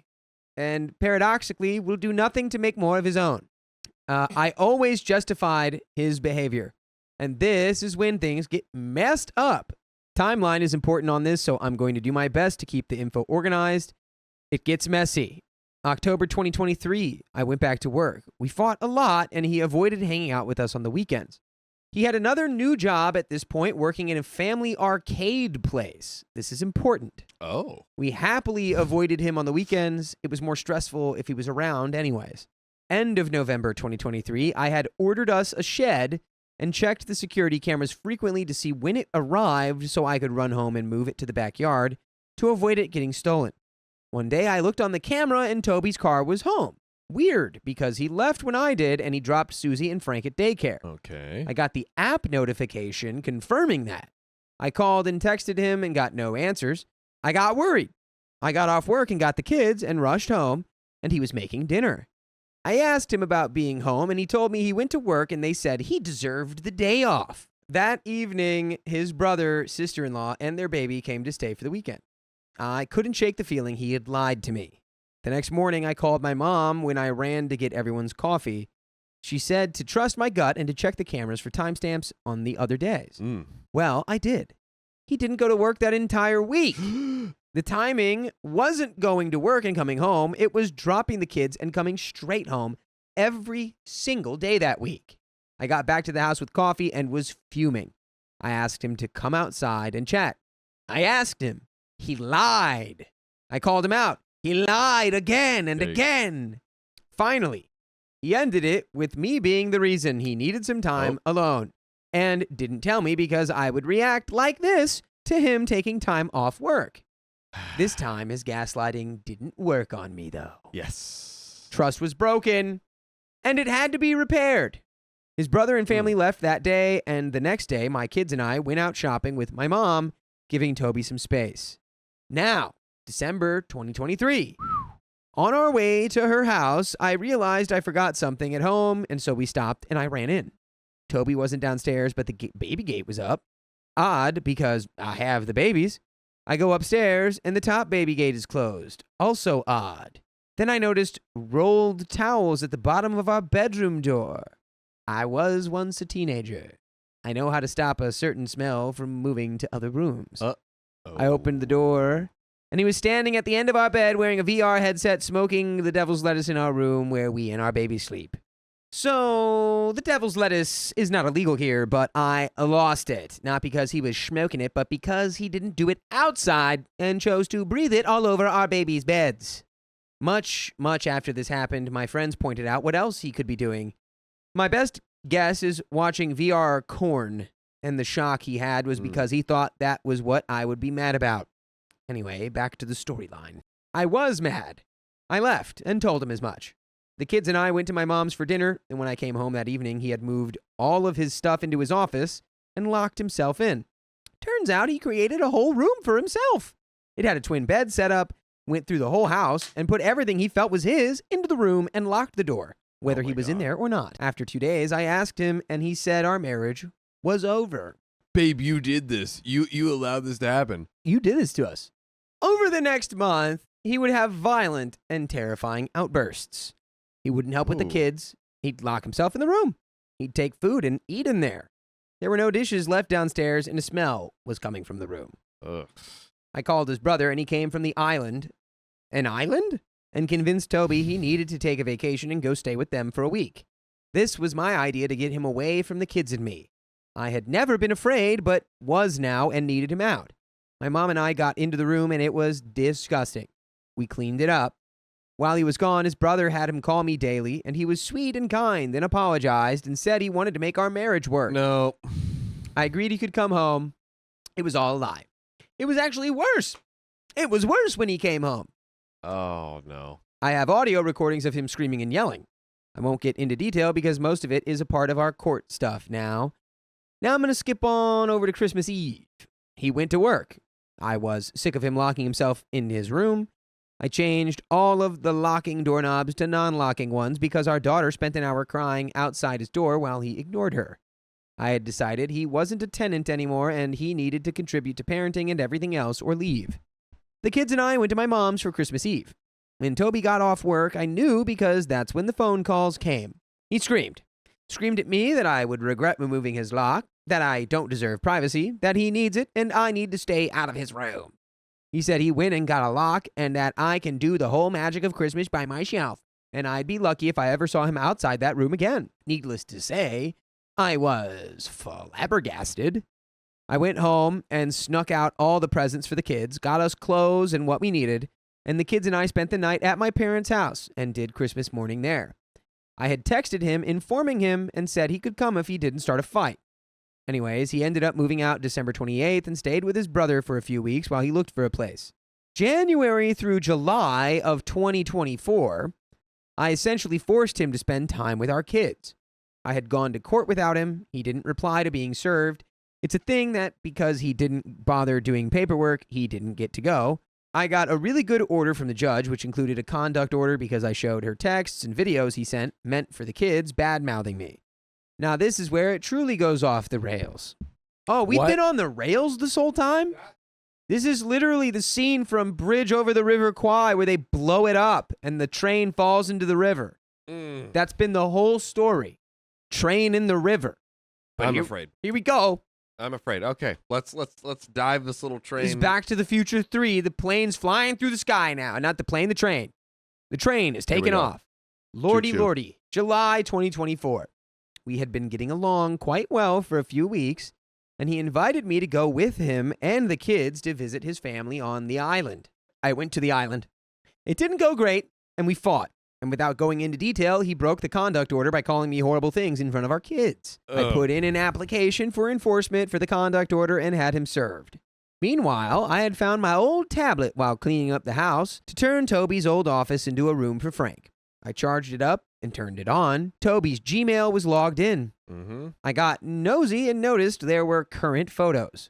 I scrolled, and what I found made me rage. And pause here really quick because I just remembered the title of the story. So did I. What could this possibly be? We need to actually legitimately have this man in a jail cell and go back over his actions and realize the heinous things he's already done even up until this moment. He needs to be in the box and think in the box and understand what he's done wrong. He's the man in the box. There were photos. so many photos, some of his junk while we were married. You only really take those to send to people, and he sure wasn't sending them to me. Mm-hmm. Photos of his bottom. Yep. Photos of him in women's underwear. Mm-hmm. So many photos. Using some toys. Woo! For the booty. But none of those sent me into my rage. It was the photos of his sister-in-law while holding his brother's hand and her baby, of her rear end zoomed in and cropped in some photos. Oh! Ugh! There were some of our daughter's soccer coach. There was our cleaner, my tattoo artist, some patrons of the arcade he worked at. All of their rear ends and all from January of 2023 when I had our son until current. I documented it and moved on. I don't know if that's a man-in-the-box scenario. I feel like that's a crime. It feels crime-ish to me. I agree. Feels pretty crimey. Yeah. Crimey and grimy. If it's not, should be. And he can cry me a river when he gets Ooh. sent to the box. Do. I had a tattoo appointment with my friend who was in the photos later that week. I told her about them and we laughed. Gross, but whatever, right? Then her husband laughed and suggested he posted them on some public butt Reddit forum and I should check the Reddit on the tablet. Well, folks, if you're still here, I apologize for the length and thank you for sticking it out because it's all honestly needed to get off my chest. Here's the thing. I didn't see any of the photos I had found. Instead, I found candid photos he took of my mother in her house 4 years ago of her face and cleavage. Ooh. They had titles that still make my body shake with rage. Okay, I'm just going to skip them. Yep. I'd be very upset. This is teeth through the back of the head territory. I documented and deleted them, but man, I was angry. I confronted him via text, and his response was, "How did you find these? Where did you get these? I feel so exposed." A few times since I found them, he tried to tell me they didn't exist. They do. I have them in a secure folder on my phone, and my lawyer has them in case the divorce goes sideways. There we go. I never got an explanation about any of the photos, and I likely never will. I'm sure he cheated on me, but at this point, would it even matter? But, by the way, I'll tell you something that does matter. Tell me.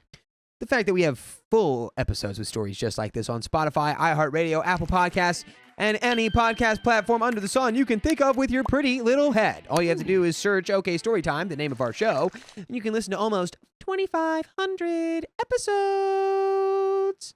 That's so many. It's a lot. It's good to listen to. I promise. Now, talk to me. Yeah.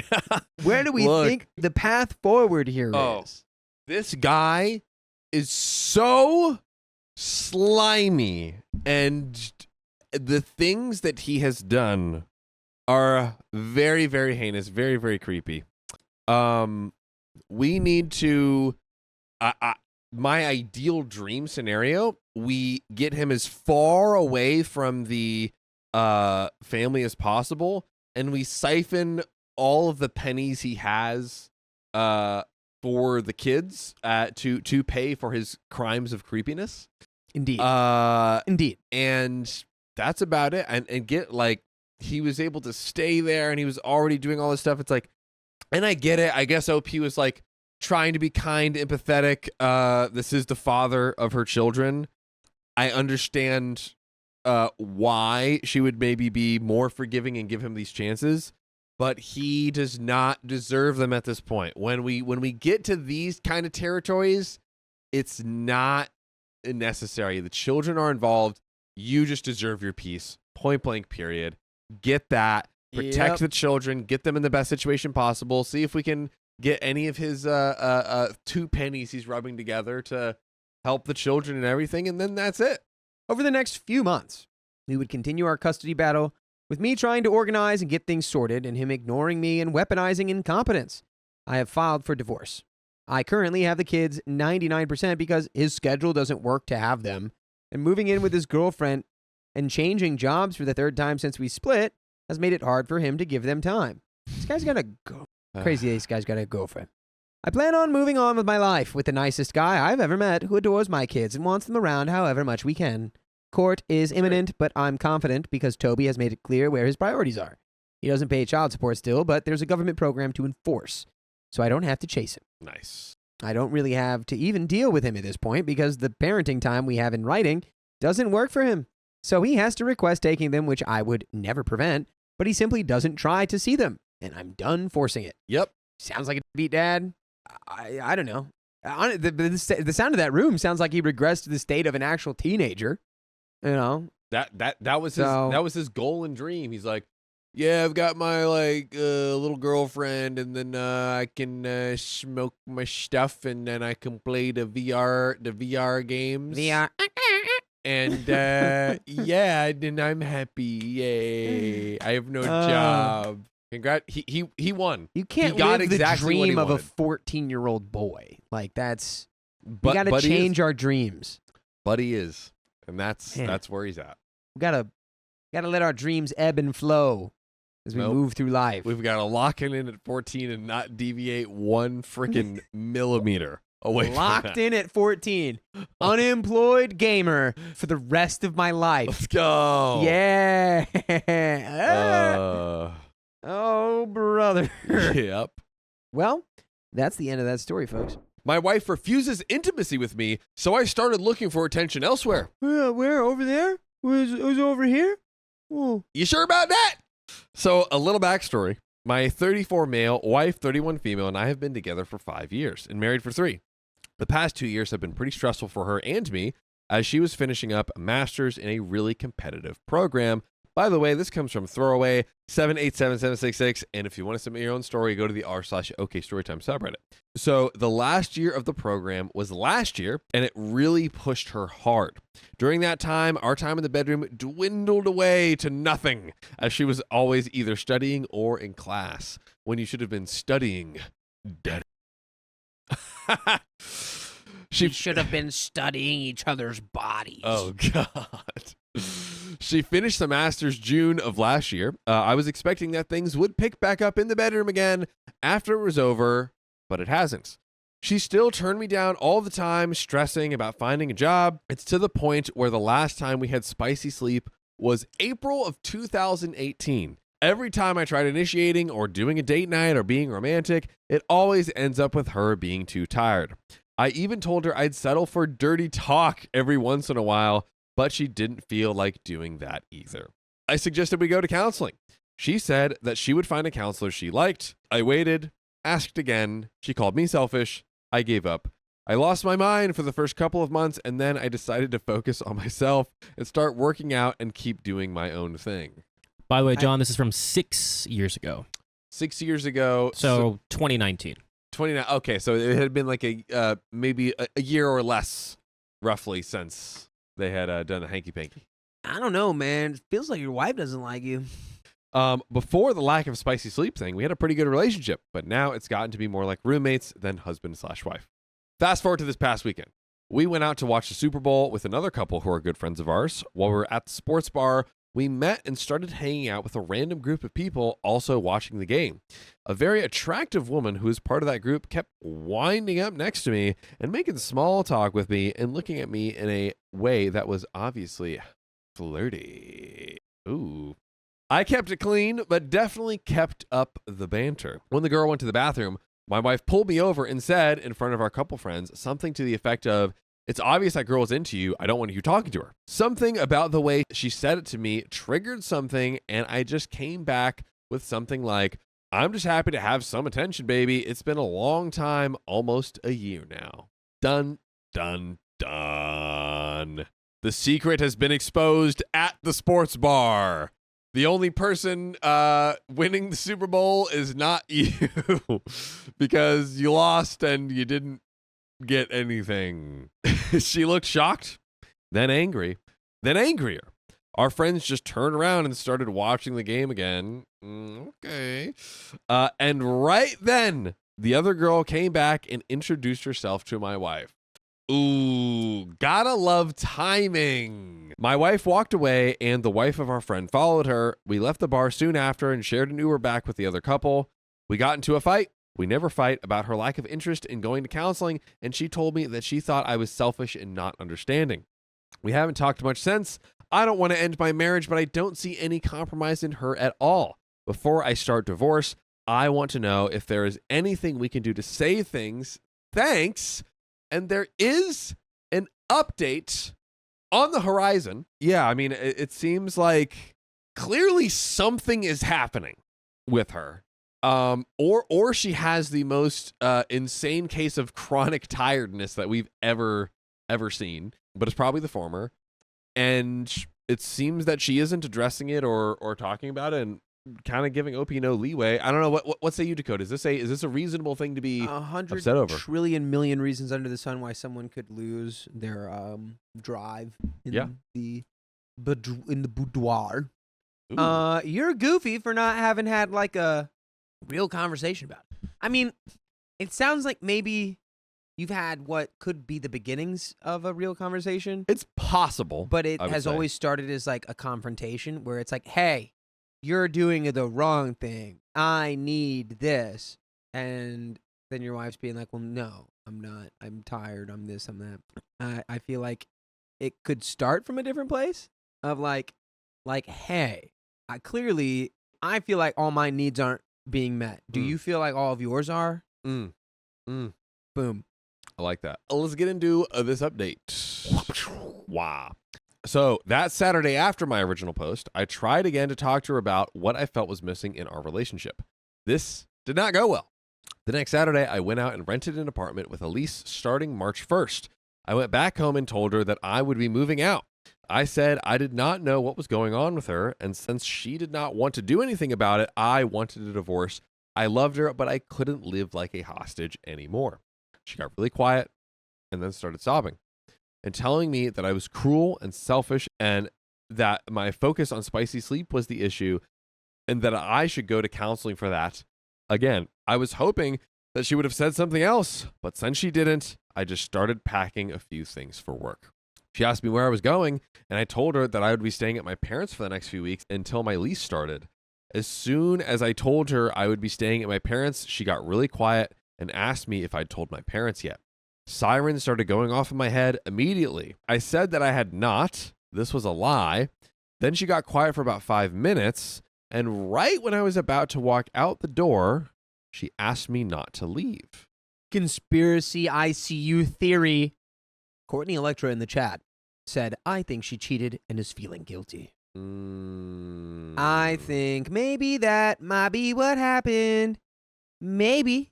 Because we had a little bit of a projezione, maybe, allegedly, in the earlier scene where the girl came up to OP and she's like, oh, da-da-da-da, and she's like, I don't want you talking to her. Yeah. Which, you know, in a different scenario, it's like, okay, this is a girl just trying to get with you. But if we think about it in this context, it does make sense if the alleged is true. And then she told me something I didn't want to hear. She cheated on me with a guy in her class last year and got an STI. Oh, so she was actually just being considerate. Oh, so considerate. This whole time. So considerate. Oh my gosh. Nothing fatal, but not the kind you can get rid of. She told me that it only happened one time, but I am not sure that that is true. I was numb. One of my female friends told me that my wife cheating was a possibility, but I didn't believe it. I didn't say anything while my wife talked, mostly because my mind was reeling, but also because I didn't really have anything to say. I realize now that I had said everything I had to say over the course of the previous year, and now I had nothing. After she finished talking, I just told her, okay. All right. Okay. And then I left the house with her in it and went to my parents' house about 2 hours away. I told her that I would be back, but have not been back to the house or seen her since. I got to my parents' house and told them everything. They told me they could tell something was wrong for a few months and that they were very sorry. I had planned to go back to the house, but my mother told me that if I was moving forward with divorce, that I should not go. So my mother and father went and got a few personal items for me. Everything else, I left. I also contacted a lawyer and told him to contact wife to start the divorce. Wife has called me on cell and at work a few times and even emailed me. Even AOL, and just kidding. But I didn't read it. She also had one of her friends call me and tell me to please talk to my wife and that she is very sorry. But as soon as I realized it was a friend of hers, I hung up. I have 2 weeks off coming up in April, and I plan to go to Vegas with my buddy. Just be careful, I guess. That sounds dangerous. Yeah, go to like some nature or something. Go like have like a nice wholesome thing. Yes. Yeah. I'm gatekeeping all my spots. Yes. Uh-oh. Gatekeeper. My parents and friends have been very supportive, and I honestly feel better than I have felt in a long time.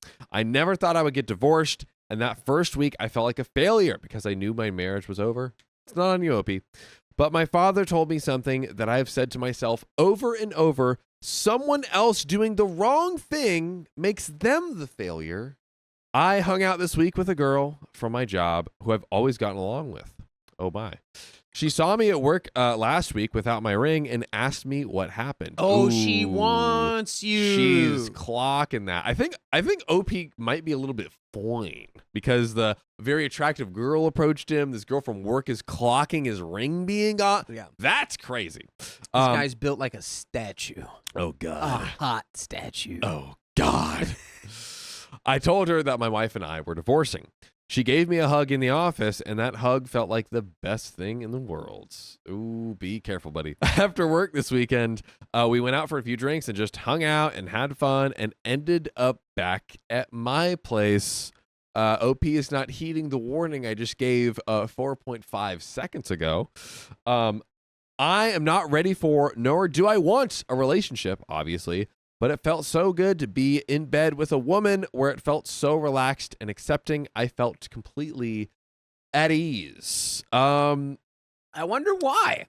I wonder what was relaxing you so much. Yeah. What was the thing that happened that you were then just immediately like relaxed? So I know the divorce is going to be tough, but this weekend, even after all that's happened, I feel like it will be worth it. There is a second update to which I'm diving straight into. Let's do it. Have I talked to my wife or seen her since I left the house? I haven't communicated or seen soon-to-be ex at all since I moved out. For the first few weeks, she tried calling me, but I stopped answering any unknown numbers. She left me two IIRC crying messages, but soon after the lawyers got involved, those stopped. Is the divorce going smoothly? Through a lawyer, I offered a spousal support amount. He suggested a lump sum. She could have everything in the house. I tried to make it as simple as possible and keep the conversation to a minimum, which, in my opinion, for infidelity, I mean, and no kids, that's a pretty generous offer. About a month or so after I started, I found out that she had been telling her friends that I had been emotionally harmful to her. That I kept pressuring her to do spicy related things that she didn't want to do. How do you make cheating on your husband worse? Ooh. Like this. Yeah. Oh boy. That I wasn't supportive of her pursuing a graduate degree. Which just keeps getting worse. All of this is a lie, of course, and I almost called it to tell her to quit her bull. This is the one point where I can say that I felt anger, but thankfully, my parents and friends just told me to let the lawyer handle it and not to let her get me to call her and not to lose my cool for even 1 second until the divorce was done. Also, through mutual friends, I found out that she has a dating profile on a dating app and is dating. Lawyer tells me that this is a good thing, and I tend to agree. It does kind of confirm the storyline. There is a lot of information lawyers ask about. It's surreal to have someone you hardly know asking very specific details about your spicy sleep life, finances, and other very, very personal things. That would be weird. It's like the doctor for your life details. Overall, this part of the process has been the hardest for me and has left me drained. But on the plus side, the lawyer thinks this will be done in a few weeks, so I will finally be free. But Dakota, I know what's free. the never-ending barrage, the avalanche that will flood your brain holes for the rest of the time continuum. Go to Spotify and Apple and search OK Storytime and check out the podcast. That's right. Go check it out. That's great. What do we think about OP's kind of rebounding, going to Vegas, sleeping with, I believe it was the coworker, seemingly weeks, I believe. Could have been even sooner after. But brother, you gotta do what you gotta do. Get in where you fit in. I don't get see- it wet. Yeah, but somebody she likes you. Whatever. You got cheated on. You got a STI. We're not allowed to use the D Well, yeah. in that. I mean, Does that I'm get- not for that. It's not. It's the best way to get over someone is get under someone. No, not that. I just mean that, Oh. like, if you're out, it's not that it's like, oh, I need to, but it's like, if it happens, it's not like, it's like, well, you shouldn't. It's like, I don't think he should go jump into a relationship with her, and I don't think that's what he's gonna do. I But hope sure, not. going to Vegas with your dudes, like, it's cliche, but there's a reason that it's cliche. It's because it's what people do sometimes. Like, and as long as you don't go so ballistic that you endanger yourself or others, I think you're okay. But, you know, it's definitely not something you can do forever. I don't think Vegas is the best remedy for things. Personally, hey, to each their own, I guess. Me, go hit the gym. You know what? I the one thing I will say in to your point, Dakota, is because of his specific scenario, because it was spicy sleep related, he did say like, oh, it did feel like I think he did get probably a sense of like relief and confidence back of almost like, oh, I'm not crazy, you know, and maybe a sense of normalcy back. I don't know. But yeah, I feel like generally if one can avoid it, that's or like, you know, let it rest. Oh, but anywho, we've got a bit left of the story, so let's dive on in. But on the plus side, the lawyer thinks she will be done in a few weeks, so I'll finally be free. And yes, and that she got an STI, and that we hadn't had spicy sleep in a year. I had to explain why I just got up and left. I was very candid. I'm not going to carry any shame for her. How much is the divorce costing? I can't say exactly, between $100,000 and $150,000 for a one-time buyout. Do I get any incentives with that? Do I get a limited edition T-shirt? I had myself checked once right after she told me, and another time since, and I'm clear.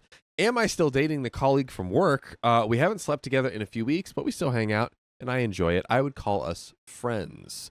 Again, back on the other point too, though, she jumped on the chance right after he had the ring off. I'd just be worried about her, like, getting wrapped up and involved, and then it's at work, and then could get sticky, pun intended. Yeah. It's getting sticky. It's certainly a possibility.